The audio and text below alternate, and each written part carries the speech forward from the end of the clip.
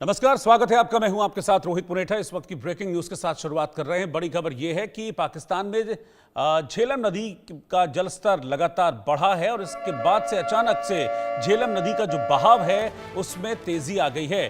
बाढ़ और बारिश की वजह से जलस्तर बढ़ा है। मस्जिद से ऐलान कर लोगों को अलर्ट किया जा रहा है। झेलम नदी जो कि पाकिस्तान की तरफ बहती है उसमें अचानक से पानी बढ़ गया है। इसके पीछे वजह ये बताई जा रही है कि बाढ़ और बारिश है, मौसम खराब है, जिसके चलते वहां पर झेलम नदी के पानी में अचानक से वृद्धि हुई जलस्तर में और तेजी से पानी बढ़ रहा है। जो झेलम नदी का बहाव है वो तेज हो गया है, क्योंकि होता ऐसा है कि जब पानी कम होता है तो बहाव धीरे होता है, लेकिन जब अचानक से बारिश होती है तो पीछे से बहुत प्रेशर से पानी आता है। तो एग्जैक्टली वही हाल इस वक्त झेलम नदी में भी है। मस्जिद से ऐलान कर लोगों को अलर्ट किया जा रहा है। इस बीच मैं आपको ये बता दूं कि पाकिस्तान की तरफ से ये भी प्रोपेगेंडा फैलाया गया। अब आप ये समझिए कि पाकिस्तान कैसे कदम कदम पर प्रोपेगेंडा करता है। अब ये अचानक से जलस्तर बढ़ा झेलम नदी का और इसके चलते पाकिस्तान की तरफ जाने वाला पानी था उसके फ्लो में तेजी आई। अब इसको भी पाकिस्तान प्रोपेगेंडा कर रहा है कि भारत ने पहले पानी रोक दिया और अचानक से अब पानी छोड़ दिया जिससे पाकिस्तान में बाढ़ आ जाए। अब उसको ये नहीं पता कि यहाँ बारिश हुई है, बरसात हुई है और इस बरसात के चलते ये पानी ज़्यादा हुआ। इसके चलते पानी के प्रेशर में तेज़ी आई, पानी के बहाव में तेज़ी आई और वही तेज़ी आगे पाकिस्तान तक भी दिखाई दे रही है।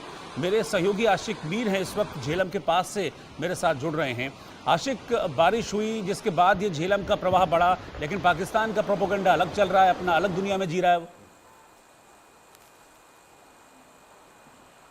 देखिए बिल्कुल रोहित, इस समय जिस जगह पर हम मौजूद है ये उत्तरी कश्मीर का सीमावर्ती इलाका उरी है और मेरे बीच तस्वीरों के जरिए आपको दिखाएंगे ये घने पहाड़ और इन घने जंगलों की तरह से जो है अब सीमा जो है यहाँ से सिर्फ 30 किलोमीटर दूर है और झेलम का स्तर अगरचे बड़ा है, लेकिन वजह जो है बीते एक महीने से जिस तरह से घाटी में काफी ज्यादा बारिशें बर्फबारी हुई जिसकी वजह से कई जगहों पर सैलाबी सूरत हाल भी हमने दिखाई कि किस तरह घाटी में भी कई जगहों पर सैलाब आया और उसी की वजह से कहीं ना कहीं ये पानी जो है इसका लेवल काफी ज्यादा इंक्रीज हुआ है, जो हम आपको तस्वीरों में एक्सक्लूसिवली दिखाएंगे। हालांकि पाकिस्तान और पीओके में जो सरकार है उनकी तरफ से प्रोपेगेंडा किया जा रहा है कि पानी को जो है जानबूझकर छोड़ा गया है। जब भी झेलम में पानी की सतह जो है ज्यादा होती है तो इसी तरह पानी जो है यहाँ से फ्लो करता है।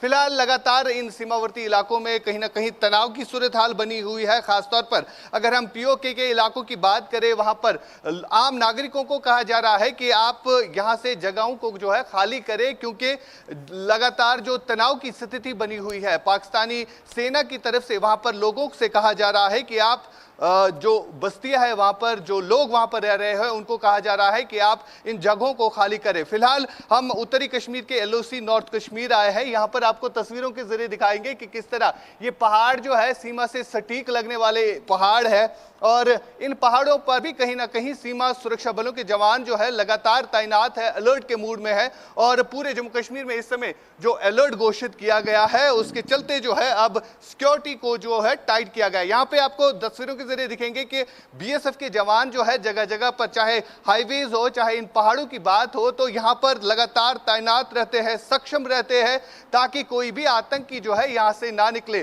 फिलहाल आप तस्वीरों के जरिए देख रहे हैं कि ये उड़ी के वो सीमावर्ती इलाके हैं जहां से लगातार आतंकी जो है कहीं ना कहीं घुसपैठ करने की कोशिश हमेशा से करते आए हैं, लेकिन सुरक्षा बलों और BSF, Jammu Kashmir police, Indian army की तरफ से उन्हें मुंहतोड़ जवाब दिया जा रहा है। बीते कई दिनों से लगातार उरी के इस एलओसी सेक्टर से कई बार युद्ध विराम का उल्लंघन किया गया, लेकिन उसका जवाब जो है भारतीय सेना बीएसएफ के जवानों ने मुंह तोड़ दिया। फिलहाल ये खबर आ रही है कि पाकिस्तानी सेना के कई सारे बंकर्स को जो है यहाँ पर जो बने हुए हैं पीओके के इलाकों में उन्हें गोलाबारी की वजह से काफी नुकसान भी पहुंचा है और कई सारी पाकिस्तानी रेंजर जो है वो भी इस फायरिंग में जो है घायल हुए हैं। ग्राउंड जीरो पर हम इस समय है और ग्राउंड जीरो से यह खबर है कि झेलम की लेवल जो है वाटर लेवल काफी इंक्रीज हुई है। वजह यह है कि बीते कुछ दिनों से लगातार जो बारिशें हो रही थी घाटी में, लगभग 1 महीने तक तेज बारिशें हुई और उन तेज बारिशों की वजह से पानी का लेवल जो है काफ़ी ज़्यादा राइज हो गया। वजह यह है कि यही पानी जो है अब काफ़ी ज़्यादा फ्लो कर रहा है, जिसकी वजह से पाकिस्तान में कई एक इलाकों में बाढ़ आई है और पाकिस्तान की सरकार बिल्कुल मामूल के मुताबिक ये इल्ज़ाम जो है लगातार लगा रही है भारत पर कि अब जानबूझकर जो है पानी को छोड़ा गया है। हालांकि वाटर लेवल जो है काफ़ी तेज फ्लो हो रहा है वाटर, और यहाँ पर अगर हम देखें जितने भी डैम्स है, चाहे एनएचपीसी की तरफ से जो डैम्स बनाए गए हैं, उनमें उसी तरह मामूल के मुताबिक काम चल रहा है जैसे चलता था। यानी ये खबर जो है फैलाई जा रही है और इसका जीता जागता सबूत हम यहाँ पर इस सीमावर्ती इलाके से दे रहे हैं कि जो वाटर लेवल इंक्रीज हुई है उसके पीछे वजह जो है वो तेज बारिशें जो लगातार बीते 1 महीने से हमने देखी, वजह यह है जिसकी वजह से फ्लो जो है काफ़ी ज़्यादा बढ़ गया है। आशिक, ये बड़ी अजीब सी स्थिति है। मतलब कहते हैं ना कि पाकिस्तान का मुझे लगता है कि मेंटल स्टेटस ठीक नहीं है। जब सिंधु का समझौता रद्द करने की बात कही जाती है और हम कहते हैं कि हम पानी रोक देंगे तो रोने लगते हैं कि हमारा पानी रोक रहे हो, हमारा पानी रोक रहे हो। अब जब नेचुरली यहाँ पर पानी आ रहा है और वो जा रहा है पाकिस्तान में तो कह रहे हैं अरे पानी भेज दिया, पानी भेज दिया, बाढ़ ला दी, बाढ़ ला दी। मतलब ये मेंटल स्टेटस मुझे लगता है उसकी जाँच की ज़रूरत है पाकिस्तान के। ठीक है नहीं, स्टेबल नहीं है। देखिए रोहित, हालत यहां तक पहुंच चुके हैं, पाकिस्तान में अगर भूकंप भी आ जाए तो इल्जाम जो है भारत पर लगा सकता है। ये नेचुरल डिजास्टर है जो साफ तौर पर दिख भी रहा है।